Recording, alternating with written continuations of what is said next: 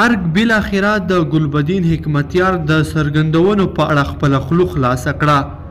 ارګ ګلبدین حکمتیار ته څه جواب ورکړ؟ حکمتیار د افغان دولت په اړه څه ویلي وو؟ دلته یې له موږ سره په دې ویډیو کې وګورئ او چینل سبسکرایب کړئ. درنو لیدونکو السلام علیکم، وخت مو پخیر. وروسته تر هغه چې د حزب اسلامي ګوند مشر ګلبدین حکمتیار وویل چې طالبان اوسنی حکومت نه مني او د افغان ستونزې د حل یوازینۍ لاره د موقت حکومت جوړول دي، د ولسمشر غني ویان صدیق صدیقي وایي حکمتیار د نظام پر خلاف له پارونکو څرګندونو پرته خلکو ته بل پیغام نه لري.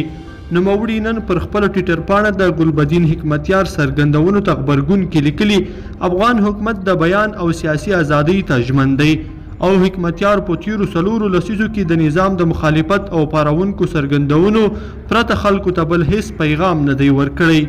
نوموړي زیاته کړي چې خلک یې اوس له خبرو سره عادي شوي او د خبرو پر وړاندې یې بې تفاوته دي. دا په داسې حال کې ده چې ګلبدین حکمتیار څو ورځې وړاندې پاکستان ته پر خپل سفر کې ویلي وو چې افغان حکومت یو لاسپوڅی حکومت دی او افغان حکومت نه غواړي چې په افغانستان کې سوله ټینګه شي. لیدونکو په دې هیله چې دا مطلب به مو راسره تر پایه پورې لیدلی وي. که مو دا ویډیو خوښه شوې ویډیو لایک کړئ د سره او چینل سبسکرایب کړئ. تر بیا ښه وخت.